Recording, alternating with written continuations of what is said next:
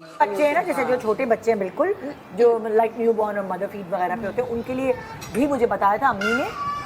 एक चम्मच में उसको, चम्मच को गरम करो, टीस्पून को गरम करो, उसके ऊपर थोड़ा सा शहद डालो गरम किए हुए चम्मच पे, तो ऑटोमेटिकली शहद गरम हो जाएगा। फिर उसके अंदर जो अदरक है ना, उसको कचौके लगा के उसका हल्का सा रस निकाल के कुछ ड्रॉप्स उसमें डालो,